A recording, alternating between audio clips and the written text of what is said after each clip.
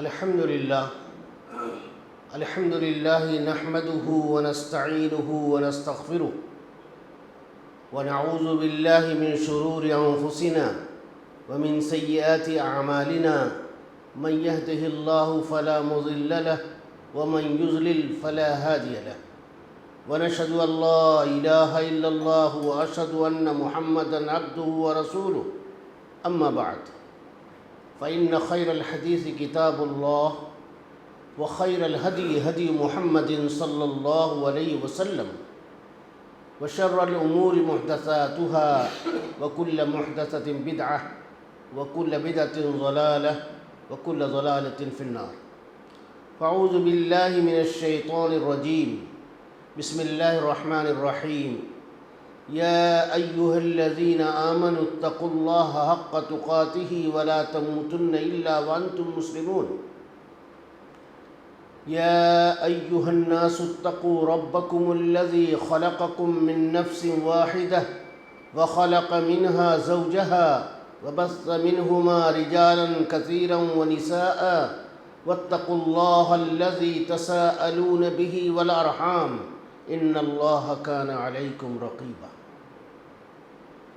يا أيها الذين آمنوا اتقوا الله وقولوا قولا سديدا يصلح لكم أعمالكم ويغفر لكم ذنوبكم ومن يطع الله ورسوله فقد فاز فوزا عظيما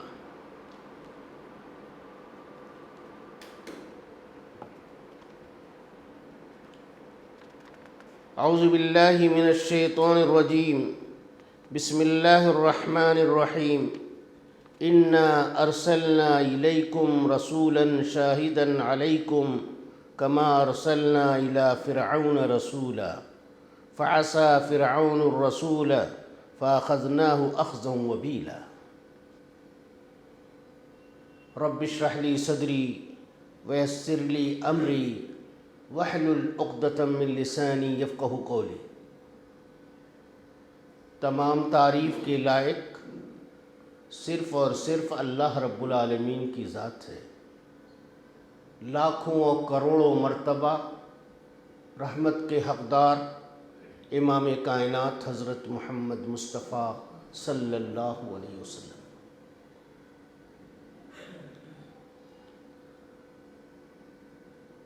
محترم بھائیوں، یہ جو مجلس ہے جس میں کتاب الاصول الثلاثہ یا اصول الثلاثہ کا درس چل رہا ہے، ہم سب لوگ اللہ سے اس کی توفیق مانگیں کہ مولا کریم ہم تمام بھائیوں کو اس بابرکت درس میں شریک ہونے کی توفیق عطا فرمائے۔ گزشتہ درس میں ہم نے اور آپ نے یہ ارادہ بنایا تھا کہ جو درس ہو چکا پہلے رسالے کے تعلق سے اس کو ہم لوگ آج سنیں گے اور سنائیں گے۔ تو ہم کو ایسا لگتا ہے کہ آج سب لوگ ریڈی ہوں گے۔ هل انتم مستعدون؟ کیا آپ لوگ ریڈی ہیں؟ اگر کوئی ہم میں سے ایسا ہے اللہ کا بندہ جو سنائے اور ہمت کرے، انشاءاللہ اللہ اسی چیزوں مدد کرتا ہے۔ تو کون سب سے پہلے سنائے گا؟ نہیں، سب اپنے اپنے بارے میں بولے بھائی، یہ تو اچھی بات نہیں دوسرے کے اوپر جو ہم لوگ ٹھیل دیں۔ سب اپنے اپنے بارے میں یہ اپنی رائے ظاہر کرے کہ کیا آپ لوگوں میں سے کوئی تیار ہے؟ اور بہت چھوٹی سی عبارت، پہلا رسالہ، اعلم رحمک اللہ انہ یجب علینا تعلم 4 مسائل، الاولى العلم وهو معرفة الله ومعرفة نبيه ومعرفة دين الإسلام بالأدلة. الثانية العمل به. الثالثة الدعوة إليه. الرابعة الصبر على الأذى فيه. والدليل قوله تعالى: بسم الله الرحمن الرحيم والعصر إن الإنسان لفي خسر إلا الذين آمنوا وعملوا الصالحات وتواصوا بالحق وتواصوا بالصبر. قال الشافعي رحمه الله: لو ما أنزل الله حجة على خلقه إلا هذه السورة لكفتهم. وقال البخاري رحمه الله تعالى: باب العلم قبل القول والعمل. والدليل قوله تعالى: فاعلم أنه لا إله إلا الله واستغفر لذنبك. فبدأ بالعلم قبل القول والعمل. اتنے ہی ہے. ہاں کون سنا ہے؟ ماشاء اللہ، جزاک اللہ خیرا. سناؤ بیٹا. ہاں میرے پاس مت آ جائیے کہ کتاب دیکھتے رہیے. جی سنائیے. الأصول الثلاثة للإمام محمد بن عبد الوهاب رحمه الله.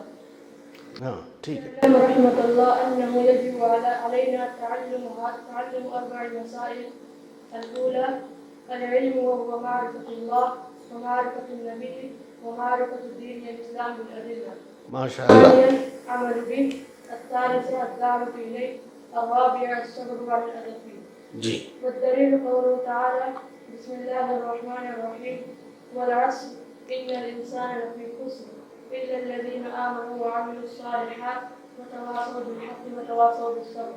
وقال الشافعي رحمه الله: لو ما أنزل الله حجة على خلقه إلا هذه السورة لكفتهم. وقال البخاري رحمه الله: باب العلم قبل القول والعمل. والدليل قوله تعالى: فاعلم أنه لا إله إلا الله واستغفر لذنبك. فبدأ بالعلم قبل القول والعمل. ما شاء اللہ ما شاء اللہ. حیاک اللہ، جزاک اللہ خیراً، جزاک اللہ خیراً. اللہ مزید فزید، اللہ اور بھی علم کو زیادہ کرے. جی اور کوئی؟ جی سنائیے. آئیے. بسم الله الرحمن الرحيم. الأصول الثلاثة للإمام محمد بن عبد الوهاب. اعلم رحمك الله. رحمه الله. محمد بن عبد الوهاب رحمه الله. اعلم رحمك الله أنه يجب علينا تعلم أربع مسائل. الأولى العلم وهو معرفة الله ومعرفة نبيه ومعرفة دين الإسلام بالأدلة.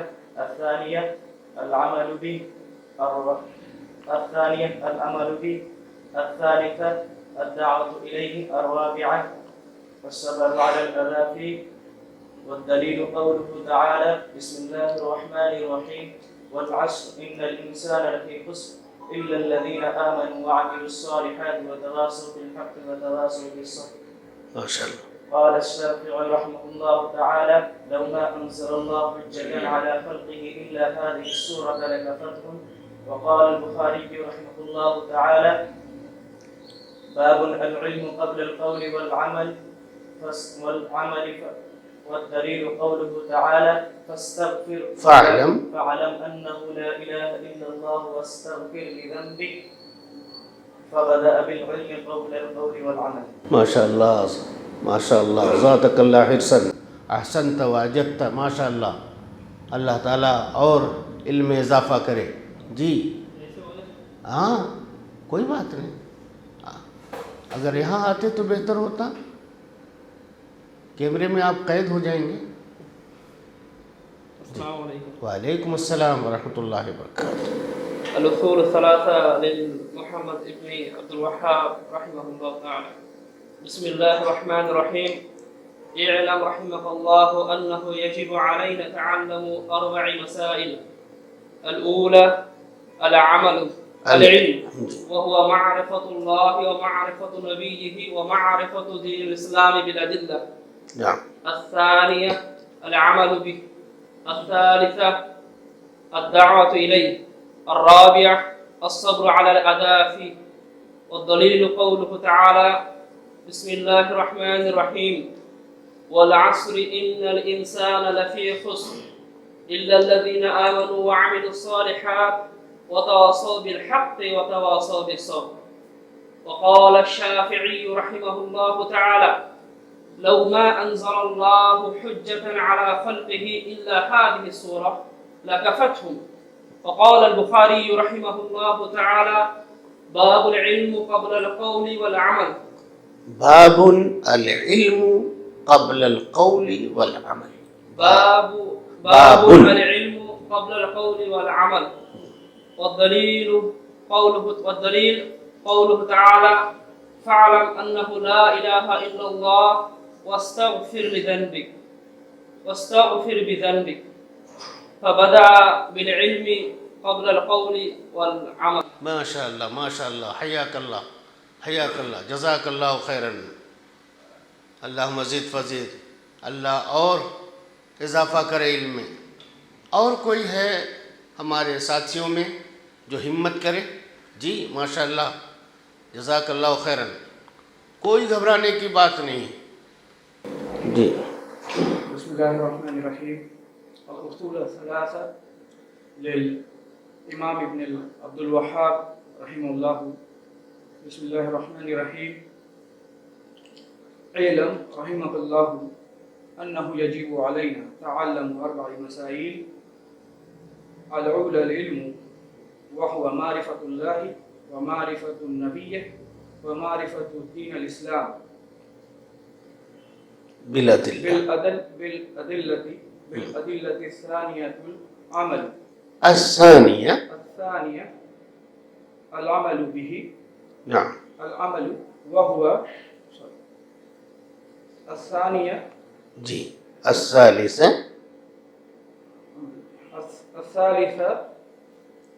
الدعوة إليه. الثالثة الدعوة إليه. الرابعة الصبر على الأذى فيه. والدليل قوله تعالى: بسم الله الرحمن الرحيم. والعصر إن الإنسان لفي خسر إلا الذين آمنوا وعملوا الصالحات وتواصوا بالحق وتواصوا بالصبر. قال الشافعي رحمه الله تعالى: لو ما أنزل الله حجة على خلقه. لو ما أنزل الله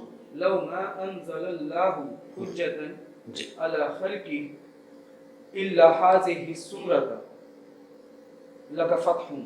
ما شاء الله. والدليل قال بخاري رحمه الله: باب العلم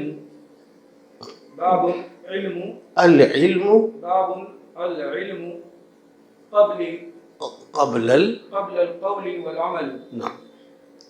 والدليل قوله تعالى: فاعلم أنه لا إله إلا الله واستغفر لذنبك. ما شاء الله. فبدأ العلم بالعلم. فبدأ بالعلم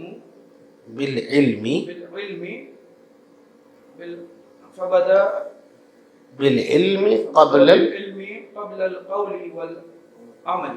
ماشاء اللہ ماشاء اللہ، حیاک اللہ. بہت دیکھیے. ہاں، الجد فی الجد والحرمان فی الکسل فانصب تصب عن قریب غایت العمل. ہاں، محنت کیا ہے؟ الجد فی الجد، کوشش محنت میں ہے، یعنی اگر کوشش کیجئے گا تو اپنے محنت کو پا لیجئے. والحرمان فی الکسل، اور سستی میں محرومی. ہاں ماشاء اللہ، کوشش کیا، بہت بڑی کوشش ہے. جو آدمی گرامر نہیں جانتا، ہاں عربی گرامر نہیں جانتا، وہ آ کر کے اس انداز میں ایسا پڑھ رہا کہ معلوم ہو رہا طالب علم ہے. جی اللہ برکت دے، اللہ برکت دے. جی اور کوئی؟ ہمت مرداں مدد خداست. اور کوئی اللہ کا بندہ ہے؟ جی حافظ صاحب آپ پڑھیں. ہاں سنائیے. جی جزاک اللہ. جی بسم الله الرحمن الرحيم. جی الأصول الثلاثة جی للإمام محمد بن عبد الوهاب رحمه الله. جی اعلم رحمك الله أنه يجب علينا تعلم 4 مسائل. الأولى العلم، وهو معرفة الله ومعرفة نبيه ومعرفة دين الإسلام بالأدلة. والثانية العمل به. الثالثة والدعوة إليه. والرابعة الصبر على الأذى فيه. الدليل قوله تعالى بسم الله الرحمن الرحيم والعصر إن الإنسان لفي خسر إلا الذين آمنوا وعملوا الصالحات وتواصوا بالحق وتواصوا بالصبر. وقال الشافعي رحمه الله تعالى لو ما أنزل الله حجة على خلقه إلا هذه السورة لكفته. قال البخاري رحمه الله تعالى باب العلم قبل القول والعمل. والدليل قوله تعالى فاعلم أنه لا إله إلا الله واستغفر لذنبه. فبدأ بالعلم قبل القول والعمل. ماشاء اللہ جزاک اللہ خیراً. یہ لوگ تو علامہ ہیں ماشاء اللہ. طالب علم کے لیے بہت ضروری ہوتا ہے جیسے عبارتیں پڑھتے ہیں تو یہ عبارت کے بارے میں وہ جانتے ہیں کہ یہ نحوی ترکیب اور صرفی ترکیب کیا ہے. جیسے الاصول الثلاثہ، الاصول یہ موصوف ہے، الثلاثہ یہ صفت ہے. موصوف و صفت مل کر کے مبتدا ہے. للامام محمد لام حرف جار امام مجرور، محمد بن عبد الوہاب بدل مبدل منہ، رحمہ اللہ فعل فاعل مفعول. یہ سب ترکیب و زنجیری ترکیب اس کو بولتے ہیں. عربی میں نکلے چربی اور فارسی میں نکلے تیل. یہ دیکھو قدرت کا کھیل. بہت زمانہ پہلے ہم لوگ سنتے تھے، لیکن واقعی عربی گرامر ٹف گرامر ہے اور اللہ نے آسان کر دیا ہے صرف قرآن کی برکت کی وجہ سے. اپنے نبی کی حدیثوں کو سکھانے کے لیے، امت تک پہنچانے کے لیے اللہ نے آسان کر دیا. جی حل منکم احد، اور کوئی اللہ کا بندہ ہے جو ہمت کرے؟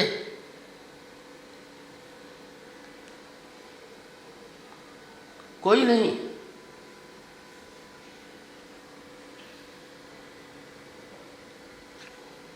زمانہ بڑے شوق سے سن رہا تھا، ہم ہی سو گئے داستاں کہتے کہتے. کہاں ہیں ہمارے لوگ؟ بہت خوشی ہو رہی ہے جن لوگوں نے سنایا ہے، بہت خوشی ہو رہی ہے. اور ہم امید کرتے ہیں کہ یہ محنت، یہ کوشش ان کی جاری رہے گی آئندہ بھی، اور پوری کتاب کو زبانی انشاءاللہ یاد کر لیں گے. جو لوگ آج نہیں سنا سکے اللہ تعالیٰ ان کو ہمت دے اور ان کے جان میں جان ڈال دے. آئندہ وہ ضرور اگلے ہفتے میں سنائیں گے انشاءاللہ. ہم ایسی ہی امید کرتے ہیں. میرے بھائیوں، بزرگوں اور دوستوں،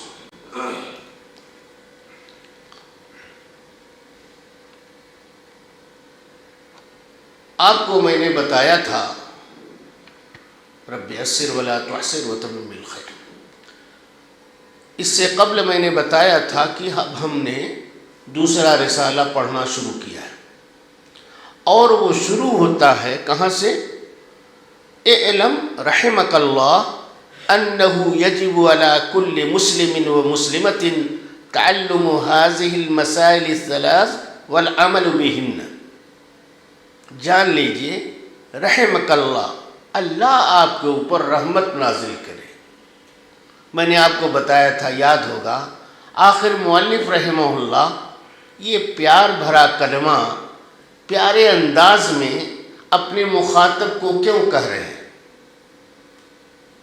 ایک ہی مقصد ہے، ہم جو بات اپنے مخاطب کو بولنا چاہتے ہیں اس کو دعا دے کر کے اپنے قریب کر لیں، تاکہ بات کو پوری توجہ کے ساتھ مخاطب ہماری سنے. ہر جگہ مؤلف رحمہ اللہ کا یہ طریقہ ہے، جہاں آپ دیکھیں گے اعلم رحمک اللہ، اعلم ارشدک اللہ، اس طرح سے دعائیں دیتے جاتے ہیں اور اللہ کی بات اور امام کائنات کی بات آپ کو بتاتے جاتے ہیں، دلیل میں قرآن اور نبی کی حدیث سے آپ کو دلیل پیش کرتے جاتے ہیں۔ بہرحال تو اس میں آپ فرما رہے ہیں دوسرے رسالے میں، جو بطور مقدمہ اور تمہید اور دیباچہ کے ہے، جس میں فوائد کی وجہ سے انہوں نے ذکر کر دیا ہے، اصل کتاب ابھی آنے والی ہے۔ تو یہ دوسرا رسالہ ہے، کیا کہا کہ جان لیجئے، یعنی ہم لوگوں کو یہ چیز معلوم کرنی چاہیے کہ ہر مسلمان مرد اور عورت پر ان 3 مسائل کا سیکھنا والعمل بہن، اور ان کے اوپر عمل کرنا یجب، واجب ہے۔ اور آپ بتایا تھا وجوب کی 2 قسمیں ہیں، وجوب کفایہ، وجوب عین۔ تو یہ وجوب عین ہر ایک کو، یہ نماز جنازہ کی طرح نہیں ہے کہ ایک آدمی بھی اگر شریک ہو گیا تو پورے علاقے کی طرف سے، پورے گھر کی طرف سے کفایت کر جائے گا۔ یہ بالکل 5 وقتہ نماز کی طرح سے ہے کہ ہر فرد کو ادا کرنا ہوگا، تب جا کر کے اس کا حق ادا ہوگا۔ اسی طریقے سے اس کو سیکھنا ہر مسلمان مرد اور عورت کو ضروری ہے۔ پہلے رسالے میں 4 مسائل بیان کیے تھے، جس کو آپ نے بھی سنایا، اور اس رسالے میں 3 مسائل کا ذکر کر رہے ہیں۔ پہلے رسالے میں اور دوسرے رسالے میں کیا فرق ہے؟ فرق صرف یہ ہے، اس میں 4 مسائل کا ذکر تھا اور اس میں 3 مسائل کا ذکر۔ یہ 3 مسائل کیا ہیں جو اس میں مؤلف رحمہ اللہ ذکر کریں گے، جس کا جاننا، سیکھنا، عمل کرنا ہر مسلمان مرد و عورت کے لیے ضروری ہے۔ یہ 3 مسائل کیا ہیں؟ 3 مسائل میں سب سے پہلا مسئلہ توحید ربوبیت ہے۔ آپ جانتے ہیں توحید کی 3 قسمیں ہیں، کون بتائے گا بھائی؟ جی بتائیے۔ جی، توحید ربوبیت، توحید الوہیت اور توحید اسماء و صفات۔ پہلا مسئلہ انہوں نے ذکر کیا ہے توحید ربوبیت کا، دوسرا توحید الوہیت، اور تیسرا ولا اور برا۔ کیا مطلب؟ موالات اور موادات۔ کیا مطلب ہے؟ ولا کا مطلب دوستی، کس سے؟ ہم ایمان لانے کے بعد کن لوگوں کو اپنا دوست بناویں اور کن لوگوں سے دوری بنائیں اور دشمنی مول لیں اور ان کو دوست نہ سمجھیں۔ ان 3 باتوں کا ذکر اس کتاب میں، اس رسالے میں مؤلف رحمہ اللہ ذکر کر رہے ہیں۔ نمبر 1، پہلا مسئلہ کیا ہوگا؟ توحید ربوبیت۔ دوسرا مسئلہ کیا ہوگا؟ اور تیسرا مسئلہ کیا ہوگا؟ نہیں، اس کتاب میں وہ تو توحید کی قسمیں ہوئی، توحید اسماء و صفات۔ اس کتاب میں دوسرے رسالے میں مؤلف رحمہ اللہ نے 3 مسائل کا ذکر کیا۔ پہلا مسئلہ توحید ربوبیہ، دوسرا مسئلہ توحید الوہیہ، تیسرا مسئلہ موالات اور معادات یا ولا والبرا۔ ولی جانتے ہیں، ولی کے معنی دوست، اسی سے ولا ہے اور اسی سے موالات ہے، اور اس کے بعد معادات، عدو کہتے ہیں دشمن کو۔ ہاں، تو معادات کا مطلب کس سے ہم دشمنی رکھیں، دوستی نہ کریں، اس کو معادات کہا جاتا ہے۔ اسی کو برا کہتے ہیں۔ برا کہتے ہیں اپنی براءت ظاہر کر دینا اس بات سے کہ ہمارا تعلق ان سے نہیں ہے۔ براءۃ من اللہ و رسولہ، اللہ نے قرآن میں کہا کہ بیزاری ہے، یعنی ہمارا آپ سے کوئی تعلق نہیں ہے۔ اسی سے کہا گیا یہاں پر ولا اور برا، تین مسائل کا ذکر مؤلف رحمہ اللہ کرنے والے ہیں، اور تینوں بہت اہم ہیں۔ آپ جانتے ہیں اس سلسلے میں کہ ولا اور برا، کس سے دشمنی کس سے دوستی، آپ قرآن میں پڑھیں گے اور اس میں ذکر آئے گا ابراہیم علیہ السلام کی ملت کا، وَمَن يَرْغَبْ عَن مِلَّةِ إِبْرَاهِيمَ إِلَّا مَن صَفِيَ نَفْسَهُ وَلَقَدِ اصْطَفَيْنَاهُ فِي الدُّنْيَا وَإِنَّهُ فِي الْآخِرَةِ لَمِنَ الصَّالِحِينَ۔ یہ سورہ بقرہ کی آیت نمبر 130 ہے۔ اللہ تعالیٰ نے ملت ابراہیمی کا ذکر کیا اور کہا کہ ملت ابراہیمی سے بے رغبتی نہیں کرتا ہے مگر بیوقوف آدمی۔ ہم نے ابراہیم کو منتخب کیا دنیا میں، وَإِنَّهُ فِي الْآخِرَةِ لَمِنَ الصَّالِحِينَ، وہ آخرت میں بھی نیک لوگوں میں سے ہے۔ یہاں پر اور دوسری جگہ قرآن میں فَاتَّبِعُوا مِلَّةَ ابراہیم، ابراہیم کی ملت کی پیروی کرو۔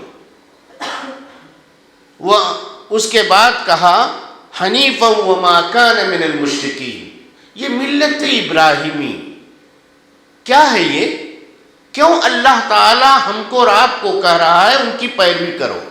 اس لیے کہ ابراہیم علیہ السلام کی ملت میں یہ خاص چیز ہے، ان کے ماننے والے ان کے مذہب میں جس کو انہوں نے اپنا مذہب بنایا اور طریقہ بنایا، اس کا یہ خاص اصول یہ ہے کہ وہ توحید کے قائل ہوں گے اور پھر دشمن سے یعنی مشرکین سے اپنی بیزاری کا اعلان کریں۔ دو پہلو ہیں۔ پہلو نمبر 1، ہم نے اپنے رب کو رب کی توحید کا اقرار کیا، ساتھ ہی ساتھ اس بات کا اعلان کیا کہ ہمارا اس کے اللہ کے علاوہ کسی سے کوئی تعلق نہیں ہے۔ آپ پڑھیے انی وجہت وجہی للذی فطر السماوات والارض، میں نے تمام معبودان باطل سے منہ موڑ کر کے ایک اللہ کی طرف اپنا رخ کر لیا۔ انی وجہت وجہی للذی فطر السماوات والارض، جس رب نے آسمان کو پیدا کیا، زمین کو پیدا کیا، میں نے اپنا رخ اس کی طرف موڑ دیا۔ حنیفاً، اور تمام معبودان باطل سے منہ موڑ کر کے، حنیفاً، اچھا، وما انا من المشرکین، اور مشرک نہیں ہوں۔ شرک سے بیزاری کا اعلان کر رہے ہیں، اللہ کی توحید کا اقرار کر رہے ہیں، اللہ کو مانتے ہیں، ساتھ ساتھ اس کے ساتھ کسی کو بھی اس کے ساتھ شریک نہیں کرتے۔ یہی ہے ملت ابراہیم۔ اگر آپ صرف مانتے ہیں اللہ کی توحید کا لیکن اس کے ساتھ ساتھ اپنی برات کا، معبودان باطل سے برات کا اظہار نہیں کرتے ہیں تو ملت ابراہیمی نہیں ہوئی۔ قرآن کریم کی دوسری آیت پڑھیے، سورہ نحل کی آیت نمبر 36 میں اللہ نے کہا وَلَقَدْ بَعَثْنَا فِي كُلِّ أُمَّةٍ رَسُولًا، ہر قوم میں ہم نے رسول بھیجا۔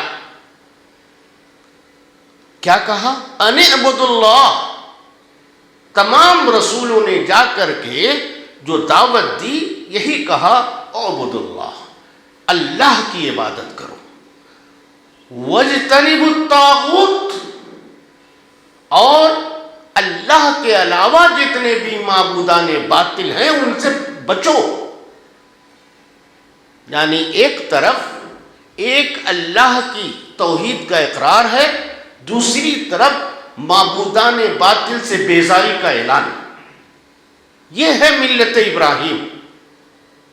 اور اللہ کہتا ہے اسی طرح سے آپ کو بھی، جس طرح سے ابراہیم علیہ السلام نے کہا کہ ہم ان سے دوستی کریں گے اپنے رب سے جو خالق ہے، مالک ہے، رازق ہے، اور ان سے دوستی نہیں کریں گے جنہوں نے کچھ نہیں پیدا کیا، جو ہمارا خالق نہیں، ہمارا رازق نہیں ہے۔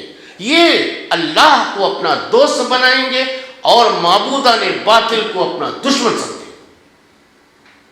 یہ ہے بیزاری کا اعلان میرے ساتھیوں۔ تو یہاں پر یہ کہا کہ ملت ابراہیم کی پیروی کرو۔ آپ ایک نہیں، بہت ساری آیتیں اس طرح کی سورہ نساء میں آیت نمبر 125، سورہ آل عمران میں آیت نمبر 95، سورہ نحل میں آیت نمبر 123 میں صرف اللہ نے یہی بات کہی ہے کہ ملت ابراہیم کی پیروی کرو۔ ملت ابراہیم علیہ السلام نے دو کام کیا تھا، ایک تو یہ اپنے توحید کے راستے پر قائم رہے، پھر اللہ سے دوستی، اللہ نے ان کو خلیل بنایا اور اس کے ساتھ ساتھ تمام لوگوں کو چھوڑ دیا اور کہا کہ ان سے ہمارا کوئی تعلق نہیں۔ میرے بھائیوں، یہاں یہی ہے ویلا، یہی ہے برا۔ تو قرآن میں آپ کو پہلے مسئلے میں توحید ربوبیت، اس کے بعد توحید الوہیت، اس کے بعد کیا دوستی اور دشمنی، کس سے دوستی کی جائے اور کس سے دشمنی کی جائے، یہ باتیں آپ کو اس دوسرے رسالے میں انشاءاللہ یہ بتائیں گے۔ کچھ اہم باتیں اور آپ کے سامنے رکھنا چاہتا ہوں، اور وہ یہ ہے کہ آپ دیکھیں گے کہ توحید ربوبیت آپ کو کیسے معلوم ہوگا توحید ربوبیت ہے کیا؟ توحید ربوبیت حقیقت میں یہ اللہ ہی خالق ہے، اللہ ہی رازق ہے، اللہ نے ہم کو پیدا کیا۔ کس نے پیدا کیا؟ اللہ نے۔ کیا قرآن کی کچھ آیتیں آپ کو معلوم ہیں جو یہ بتاتی ہیں کہ اللہ نے ہم کو پیدا کیا؟ وہی تو دلیل بنے گی، اور تو کسی کو ہم دلیل نہیں مانتے۔ تو کیا آپ کے پاس کوئی دلیل ہے ایسا؟ ہاں بتائیے۔ وَمَا خَلَقْتُ الْجِنَّ وَالْإِنسَ، میں نے انسان کو اور جنات کو اپنی عبادت کے لیے پیدا کیا۔ یہ دلیل اللہ ہی نے سب کچھ پیدا کیا۔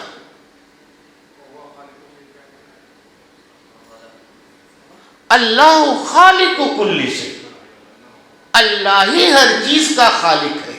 یہاں صرف جنات انسان کا خالق نہیں، سب چیز کو اللہ نے پیدا کیا۔ ہمارا خالق کون؟ اللہ۔ اس کے ساتھ ساتھ اللہ نے پیدا کیا، پیدا کرنے کے بعد ہماری جو ضروریات تھیں دنیا میں زندگی گزارنے کے لیے، رزق کی ضرورت تھی، اللہ نے رزق دیا۔ کس نے رزق دیا؟ کیا آپ کو کوئی ایسی آیت معلوم ہے جو یہ بتاتی ہے کہ رزاق اللہ ہے، رزق دینے والا اللہ ہے؟ ارے لوگ تو بڑی اپنی اپنی دکانوں پر هو الرزاق ذو القوت المتین، وہی روزی دیتا ہے، بڑا بڑا کتبہ لگا کر رکھتے ہیں۔ آپ لوگوں نے اپنی دکانوں میں نہیں لگایا کیا؟ اچھا، هو الرزاق ذو القوت المتین، اور اس کے بعد اللہ ہی روزی دیتا ہے۔ ان اللہ یرزق من یشاء بغیر حساب، اور پھر اللہ ہی وہ ذات ہے جو روزی کو کم کرتا ہے اور زیادہ کرتا ہے۔ ان اللہ یبسط الرزق لمن یشاء ویقدر۔ قرآن ہم کو بتاتا ہے ہمارا پیدا کرنے والا، ہم کو جس نے پیدا کیا وہ اللہ ہے۔ ہمارے کو جس نے روزی دی وہ اللہ ہے۔ اس کے بعد توحید ربوبیت ہے کیا؟ توحید ربوبیت حقیقت میں اللہ کے افعال، ایک لفظ میں اگر اس کا معنی ادا کرنا چاہیں تو آپ کہیے اللہ کے افعال۔ افعال فعل کی جمع ہے، فعل مانے کام، وہ کام جو اللہ کا ہے، اس میں اللہ کو ایک ماننا، کسی کو نہ شریک کرنا۔ کام اللہ کا، کام اللہ کا۔ اب آپ دیکھیں گے کہ ہم پیدا کرنے والا اللہ، زمین آسمان کو کس نے بنایا؟ اللہ نے۔ یہ کس کا کام ہے؟ خلق، اللہ کا۔ کھیت میں اناج اگاتا ہے، کون اگاتا ہے؟ اللہ۔ یہ کام کس کا ہے؟ اللہ کا۔ یہ فعل ہے۔ لڑکا اور لڑکی ہم کو اور آپ کو کون دیتا ہے؟ اللہ۔ تو یہ کام لڑکا لڑکی دینا، یہ کس کا کام ہے؟ اللہ کا۔ سورج کو پورب سے نکالنا اور پچھم میں ڈبانا، یہ کام کس کا ہے؟ اللہ کا۔ اسی طریقے سے آسمان کے اندر ستاروں کو نکالنا اور اس میں روشنی پیدا کرنا کس کا کام ہے؟ اللہ کا۔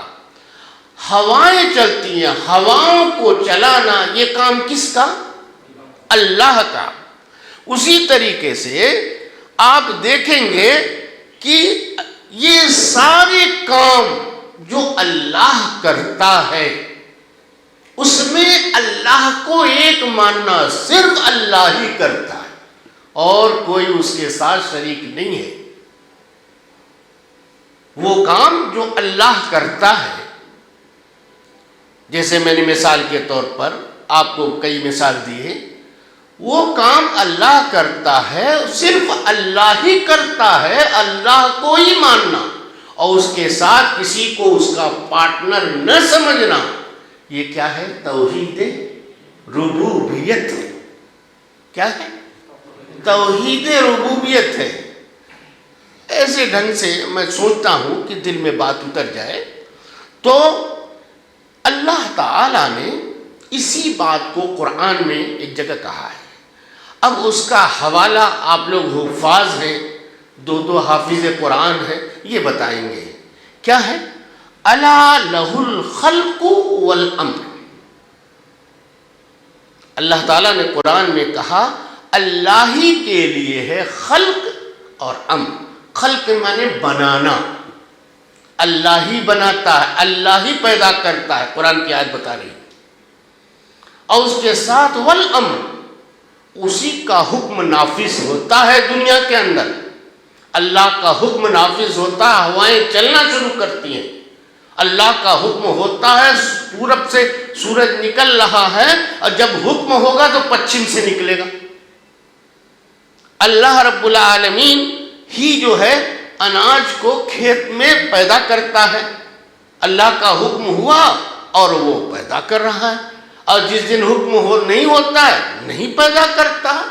اللہ ہی خالق ہے، الا لہ الخلق والامر، اسی کا خلق ہے، اسی کا پیدا کیا ہوا ہے، یہ ساری چیزیں اسی کی بنائی ہوئی ہیں اور اسی کا حکم نافذ ہوتا ہے دنیا کے اندر۔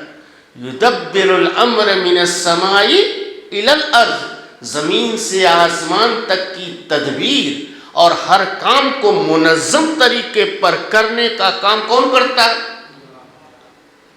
الا لہ الخلق والامر۔ اب اس کا مطلب یہ ہوا کہ یہ توحید ربوبیت ہے۔ کیا ہے؟ توحید ربوبیت۔ توحید الوہیت کیا ہے؟ توحید الوہیت کا مطلب یہ ہوا، ہاں افعال اللہ کے توحید ربوبیت، افعال بندے کے توحید الوہیت، بندے کے افعال۔ جیسے میں نماز میں قیام کرتا ہوں، یہ قیام میرا ہے۔ میں رکوع کرتا ہوں، میں زمین پر سر رکھ دیتا ہوں، سجدہ کرتا ہوں، میں کرتا ہوں. کس کے افعال ہیں یہ؟ بندے کے. کس کے افعال ہیں؟ یہ کام بندہ کر رہا ہے. تو بندے کے کام جو بندہ کرتا ہے اس میں اگر وہ صرف اللہ کے لیے کرے اور کسی کو اس میں شریک نہ سمجھے، خالصتاً لوجہ اللہ کرے، صرف اللہ کی رضامندی کے لیے، یہ کیا ہو جائے گا؟ توحید الوہیت ہو جائے گا. ہم رکوع و سجدہ اللہ کے سامنے کیوں جھکیں گے؟ یہ بات ایک دوسرے انداز سے میں آپ کو سمجھانا چاہتا ہوں. اب جو ہے آپ دیکھیں تو ایک ہے، اگر دیکھا جائے تو اللہ کے بہت سارے کام ہیں. تمام کاموں کو پیدا کرنا اور اس کے بعد جو ہے اولاد دینا، ہواؤں کو چلانا، یہ سارے کام اللہ کے ہیں. اگر ایک لفظ میں یہ کہا جائے کہ توحید ربوبیت کس کو کہتے ہیں، آپ اگر جواب میں کہیے توحید ربوبیت اللہ کے افعال ہیں. اس میں کسی کو شریک نہ کرنا، صرف اللہ کے لیے اس کو خاص کر دینا، یہ کیا ہو گیا؟ توحید الوہیت کیا ہے؟ افعال بندے کے ہیں. بندہ جو کام کرے اس میں کسی کو شریک نہ سمجھے، خالصتاً لوجہ اللہ، صرف اللہ کے لیے کرے، اللہ کو خوش کرنے کے لیے کرے، تو کیا ہو جائے گا؟ توحید الوہیت ہو جائے گا. اب جو ہے اس بات کو دوسرے انداز سے آپ کو سمجھانا چاہتے ہیں. وہ کیا؟ ہم نے یہ معلوم کیا پیدا کرنے والا اللہ تعالیٰ، اور اس سلسلے میں مختلف آیتیں میں نے آپ کو پڑھ کر کے سنائی تھیں. اللہ نے ہمیں پیدا کیا. قل اللہ خالق کل شیء، اللہ خالق کل شیء، ذالکم اللہ ربکم لا الہ الا ہو خالق کل شیء فاعبدوہ وہو علی کل شیء وکیل. اللہ تبارک و تعالیٰ نے انسان کو عدم سے وجود میں لے آیا، اللہ تعالیٰ. اور آپ دیکھیں گے قرآن، یعنی انسان نام کی کوئی چیز تھی ہی نہیں، عدم سے وجود میں کون لایا؟ اللہ تعالیٰ. قرآن کہتا ہے هل اتى على الانسان حين من الدهر لم يكن شيئا مذکورا. کچھ بھی انسان نہیں تھا، پھر اس کے بعد اللہ تعالیٰ نے اس کو پیدا کیا، وجود میں لایا. عدم سے تخلیق میں لانے والا رب العالمین ہے. اللہ تعالیٰ کا کرم اور اس کا احسان ہے کہ پروردگار عالم نے ہم تمام لوگوں کو اچھی ساخت کے ساتھ پیدا کیا، اچھی ساخت کے ساتھ پیدا کیا. ارے بھائی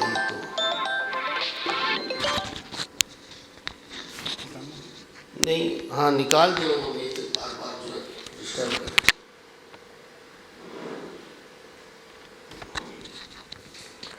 تو اللہ تعالیٰ نے پیدا بھی کیا، عدم سے جو ہے، عدم سے ہماری تخلیق کی اور اچھی ساخت کے ساتھ پیدا کیا. جانوروں جیسا ہماری ساخت کو نہیں بنایا. میں نے بتایا تھا کہ ساخت کا مطلب صرف شکل صورت نہیں، بلکہ اللہ تعالیٰ نے قرآن میں کہا وَلَقَدْ خَلَقْنَا الْإِنسَانَ فِي أَحْسَنِ تَقْوِيمٍ. ہم نے انسان کو بہترین شکل و صورت میں پیدا کیا، یعنی اس کی ساخت ہم نے بہتر بنائی. کیا مطلب ہے ساخت کا؟ ساخت کا مطلب صرف شکل صورت نہیں، شکل صورت بھی ہو سکتی ہے، لیکن یہ ایسا لفظ ہے جو بہت سارے معنی کو اپنے اندر سموئے ہوئے ہیں. اسی میں سے مفسرین کہتے ہیں اس کا مطلب یہ ہے کہ اللہ نے انسان کو اچھی ساخت یعنی اچھے عقل اور فہم کے ساتھ پیدا کیا. یہ بھی ساخت.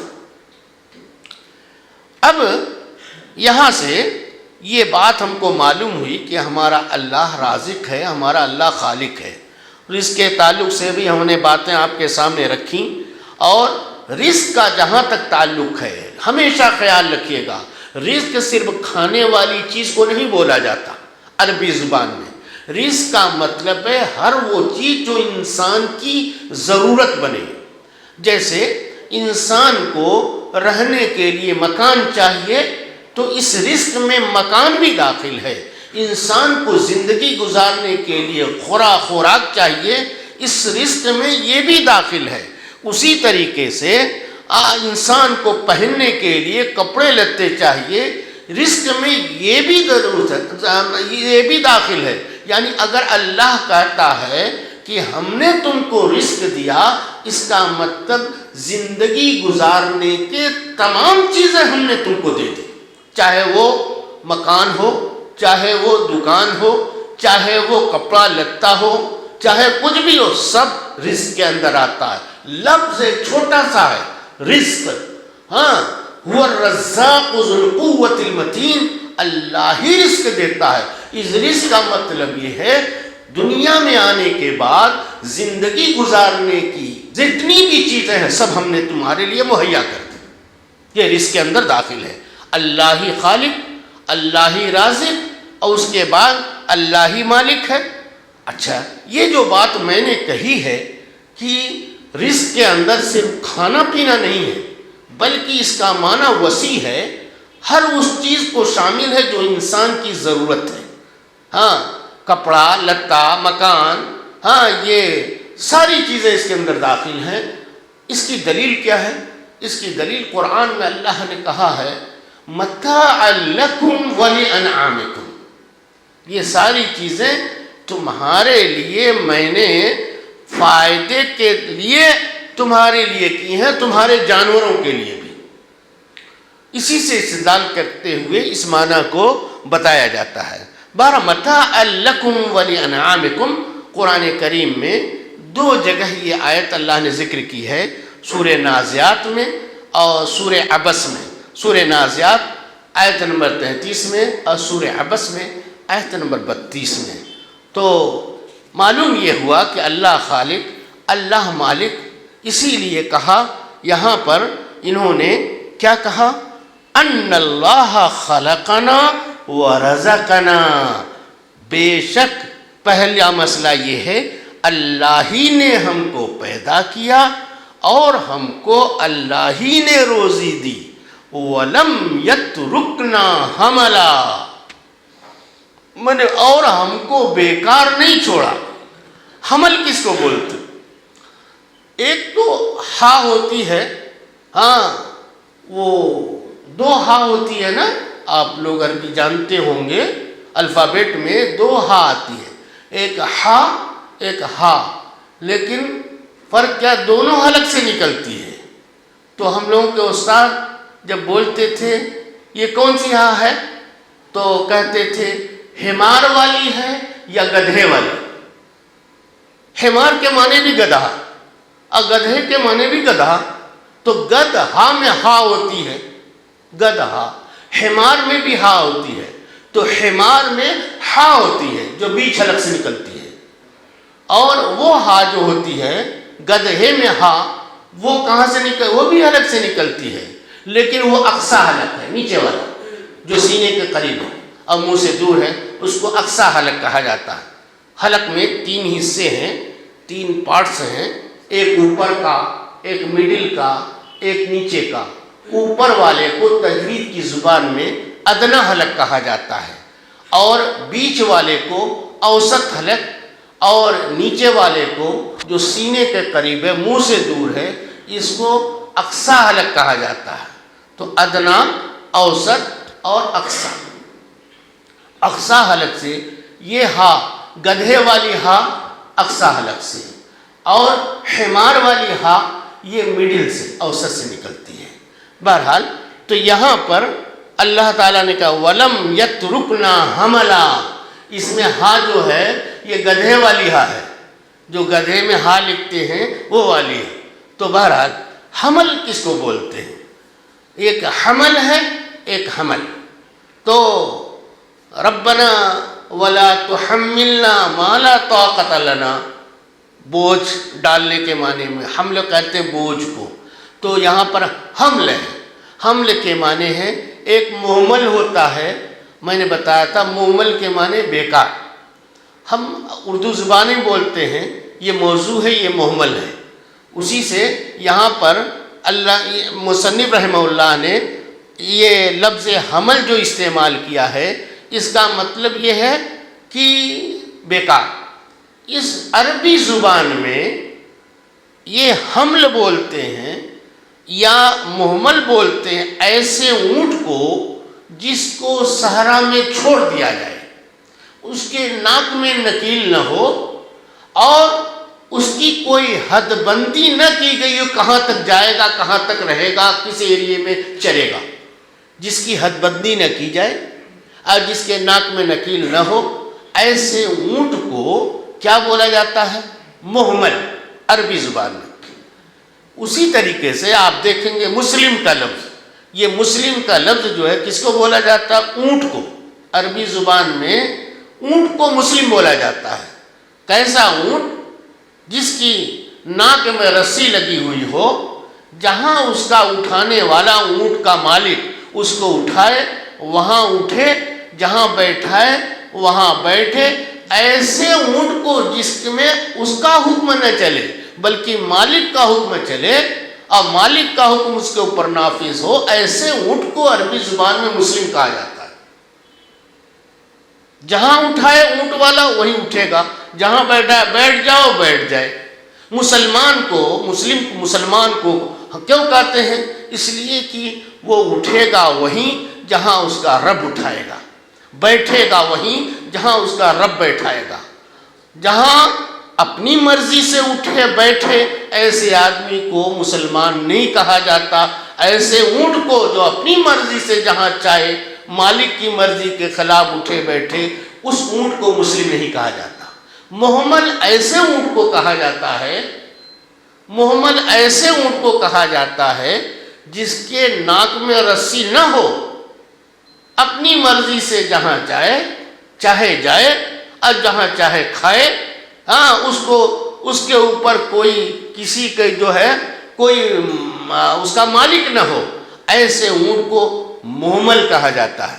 یہاں پر مؤلف رحمہ اللہ نے کہا وَلَمْ يَتْرُكْنَا حَمَلًا، اللہ نے ہم کو یعنی پیدا کیا، پیدا کرنے کے بعد روزی دیا اور ہم کو بیکار نہیں چھوڑا. کیا مطلب ہے؟ آپ جانتے ہیں کہ ہم دنیا میں کھاتے ہیں پیتے ہیں، روزی زندگی گزار رہے ہیں. تو کچھ لوگ ایسے ہیں جو بے لگام ہیں اور کچھ لوگ ایسے ہیں جو سمجھتے ہیں نہیں ہم کو اللہ کے حکم کے مطابق ہی دنیا میں زندگی گزارنی. ایک وہ آدمی ہے جو نہ اللہ کو جانتا ہے، نہ اس کے نبی کو جانتا ہے، نہ اللہ کا قانون جانتا ہے. وہ سمجھتا ہے کہ ہم پیدا ہیں، ہماری مرضی جیسے چاہے زندگی گزارے. ان مؤلف رحم اللہ کہتے ہیں وَلَمْ يَتْرُكْنَا حَمَلًا، اللہ نے ہم کو بیکار نہیں چھوڑا. قرآن کریم کی اور آیتیں اگر آپ پڑھیں گے تو معلوم ہوگا اللہ تعالیٰ نے قرآن میں کہا أَفَحَسِبْتُمْ أَنَّمَا خَلَقْنَاكُمْ عَبَثًا وَأَنَّكُمْ إِلَيْنَا لَا تُرْجَعُونَ. سورہ مومنون کی آیت نمبر 115 ہے. اللہ تعالیٰ کہتا ہے کیا تم لوگوں نے یہ سوچ رکھا ہے کہ ہم نے تم کو بیکار پیدا کیا ہے؟ عبثا وَأَنَّكُمْ إِلَيْنَا لَا تُرْجَعُونَ، اور تم دنیا میں ہی زندگی گزارو گے، وقت آئے گا مر جاؤ گے، مٹی ہو جاؤ گے اور کچھ نہیں ہوگا، حساب کتاب نہیں ہوگا. ایسی بات نہیں ہے. وَأَنَّكُمْ إِلَيْنَا تُرْجَعُونَ، تم لوٹا کر کے میرے ہی پاس آؤ گے. دوسری جگہ اللہ تعالیٰ نے اسی بات کو کہا کہ ہم نے انسان کو بیکار نہیں بنایا. بیکار کا مطلب باکار بنایا ہے. باکار کا مطلب با مقصد بنایا. کیسا بنایا؟ مقصد کچھ ہے دنیا میں. اللہ نے پیدا کیا، روزی دیا، دنیا میں رکھنے کا کوئی مقصد ہے، کوئی مقصد ہے.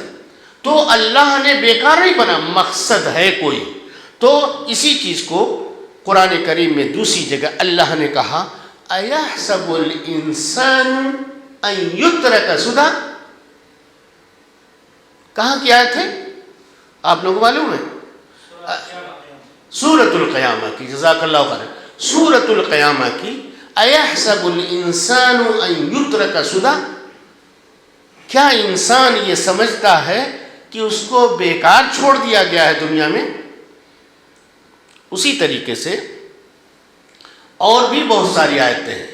قرآن کی یہ آیتیں ہم کو بتاتی ہیں رب ذوالجلال نے ہم کو دنیا میں پیدا کرنے کے بعد بیکار نہیں پیدا کیا، بلکہ اس کا کوئی مقصد ہے. اس کا کوئی مقصد ہے. یہ مقصد کون بتائے گا؟ اللہ تعالی بتائیں گے. لیکن کیسے بتائیں گے اللہ تعالی؟ اپنے نبیوں کو بھیج کر کے، اپنے نبیوں کو بھیج کر کے. ہاں، یہ بتائیں گے کہ کس مقصد کے لیے تم کو دنیا میں ہم نے بھیجا ہے. اچھا، اس کے بعد آپ ایک حدیث یاد آتی ہے. اس میں یہ ہے کہ آپ ابو ثعلبہ الخشنی سے روایت ہے. حدیث کو غایت المرام میں علامہ البانی رحمۃ اللہ علیہ ذکر کیا ہے. اور سند کے اعتبار سے جہاں تک ہم سمجھتے ہیں سندن یہ صحیح نہیں ہے، لیکن معنی کے اعتبار سے کچھ ایسا لگتا ہے کہ ٹھیک ہے، اور تحقیق کرنے والے جو لوگ ہیں اس کی تحقیق کر سکتے ہیں. تو اس میں یہ ہے ان اللہ فرض فرائض. اللہ تعالی نے کچھ چیزوں کو فرض کیا ہے. حدیث میں کیا آیا؟ بے شک اللہ نے کچھ چیزوں کو فرض کیا ہے. فلا تضيعوها.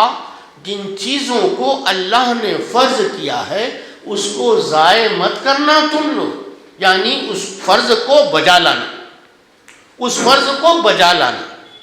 پھر کہا وحدد حدودا فلا تعتدوها. اور اللہ نے کچھ حدود قائم کیے ہیں، ان حدود کو پار نہ کرنا.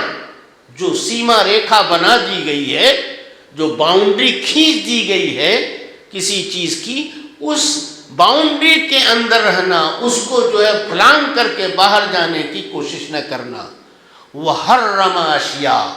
اللہ نے کچھ چیزوں کو حرام قرار دیا ہے. یہ چیز حرام ہے. فلا تنتہکوها. تو تم اس کی پامالی نہ کرنا. وسکت عن اشیاء.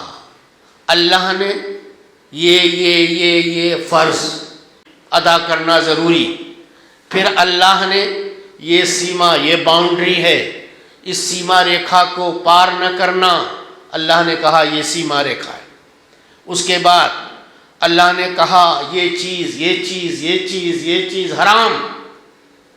حرام کے قریب مت جانا، حرام کام مت کرنا. بیان کر دیا.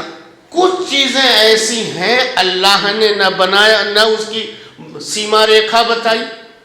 کچھ چیزیں ایسی ہیں نہ اللہ تعالیٰ نے ان کو حرام کیا. کچھ چیزیں ایسی ہیں اللہ نے ان کو فرض بھی نہیں کیا. کچھ نہیں کہا، خاموش. حلال ہے کہ حرام ہے، خاموش ہے شریعت. ہاں، اللہ تعالیٰ نے کچھ بھی اس کے سلسلے میں نہیں بتایا. اللہ خاموش رہا ان چیزوں کے بارے میں کوئی حکم لگانے سے. یہ کیوں ایسا کیا؟ رحمتاً بکم. تمہارے اوپر رحم کرنے کے لیے، یعنی تم استعمال کر سکتے ہو. وہ حقیقت میں حلال ہیں، وہ حقیقت میں حلال ہیں، جائز ہیں. ہاں، اللہ تعالیٰ تمہارے اوپر اپنا رحم و کرم کرنے کے لیے تم سے فائدہ اٹھاؤ، اسی لیے اسے نہ حرام کہا نہ اس کو جو ہے فرض قرار دیا، بلکہ خاموش رہا. اس کا حکم نہیں پاؤ گے لیکن وہ حلال ہے. اس کے بعد کہا غیر نسیان. یہ مت سمجھنا کہ اللہ میاں بھول گئے تھے. اللہ کوئی چیز بھولتا نہیں، بلکہ اللہ جان بوجھ کر کے وہاں خاموش رہا. فلا تبحثوا عنہا، اب اس کو لے کر کے تم جو ہے یہ حرام ہے کہ حلال ہے کہ یہ جائز ہے کہ ناجائز ہے اتنا ماتھا مت مارو. وہ سمجھو اللہ تعالیٰ کی طرف سے ہے، اس کا استعمال کرو، اب اس بحث میں مت پڑو. تو یہ حدیث جو ہے جو آپ کے سامنے بیان کیا ہے، اللہ تبارک و تعالیٰ نے ابھی کیا کیا ہے؟ اللہ نے پیدا کیا، پیدا کرنے کے بعد ہم کو دنیا میں بیکار نہیں چھوڑا، مقصد ہے کوئی. اس مقصد کو ہم کو بتانے کے لیے اللہ نے نبیوں کا سلسلہ شروع کیا. اللہ نے نبیوں کا سلسلہ شروع کیا. نبی آتے رہے، دنیا میں قومیں آتی رہیں، نبی آتے رہے، انبیاء رسول آتے رہے، سمجھاتے رہے، بجھاتے رہے، اور ساری چیزیں وہ کھول کھول کر کے کیا حرام ہے، کیا حلال ہے، کیا واجب ہے، کیا فرض ہے، کیا مندوب ہے، کیا کرنا ہے، کیا نہیں کرنا، کیا جائز ہے، کیا ناجائز ہے، سب انہوں نے کھول کھول کر کے بیان کیا. اور انہوں نے آنے کے بعد ہم کو کس مقصد کے لیے بھیجا گیا ہے دنیا میں یہ بھی بتایا. اب اس کے بعد انشاءاللہ کیا مقصد ہے، رسولوں کی بعثت کا اصل مقصد کیا ہوا، آپ کو سمجھ میں آ گیا ہوگا. انشاءاللہ اس کی تفصیلی باتیں آئندہ درس میں آپ کے سامنے رکھوں گا. اللہ تعالیٰ سے دعا کرتا ہوں کہ مولا کریم ہم تمام بھائیوں کو جو باتیں آج کہی گئی ہیں ہمارے دل میں بیٹھا دے، اور ہم تمام مسلمانوں کو ان باتوں کی گہرائی و گہرائی کے ساتھ سمجھنے کے بعد اس کے اوپر عمل کرنے کی توفیق عطا فرمائے. میرے بھائیوں، آپ کو آج جو باتیں بتائی گئی ہیں دوسرا رسالہ شروع کیا گیا. ایک رسالہ اس سے پہلے ہم نے پڑھا، اس میں 4 مسائل کا ذکر تھا، اور آج جو رسالہ شروع ہوا ہے اس میں 3 مسائل کا ذکر ہے. پہلا مسئلہ کیا؟ پہلا مسئلہ توحید ربوبیت، دوسرا مسئلہ اور تیسرا مسئلہ موالات اور معادات، ولا اور برا. یہ مسئلہ اب انشاءاللہ آئندہ اور آئے گا. اور اب آپ کے سامنے میں توحید ربوبیت، ہاں یہ سبب ہے توحید الوہیت کا. ایاک نعبد، جہاں قرآن پڑھ لیجئے الحمدللہ رب العالمین، رب العالمین اوپر والا، الرحمن الرحیم، رحم کون کرتا ہے، مالک یوم الدین، یہ سب اس کا فعل. اب کیا اللہ کہتا ہے؟ رحمان رحیم مالک یوم الدین، توحید ربوبیت ہے. اور کہتا ہے ایاک نعبد و ایاک نستعین، یہ ہے توحید الوہیت. گویا کہ جہاں جہاں قرآن میں اللہ نے توحید ربوبیت ذکر کیا ہے، توحید ربوبیت کو سبب بتایا ہے توحید الوہیت کا. جو آدمی مانتا ہے کہ خالق اللہ ہے، جو آدمی مانتا ہے کہ رازق اللہ ہے، تو اس کو یہ بھی ماننا چاہیے کہ عبادت کا حقدار صرف اللہ ہے. یہی باتیں انشاءاللہ قرآن سے ہم آپ کے سامنے رکھیں گے. کہاں کہاں اللہ نے توحید ربوبیت اور توحید الوہیت کے ایک ساتھ ذکر کیا. اللہ تعالیٰ سے توفیق مانگتے ہیں، اللہ تعالیٰ سے دعا کرتے ہیں کہ اللہ تعالیٰ ہم تمام بھائیوں کو جو باتیں آج کہی گئی ان کے اوپر عمل کرنے کی توفیق عطا فرمائے. وآخر دعوانا ان الحمدللہ رب العالمین.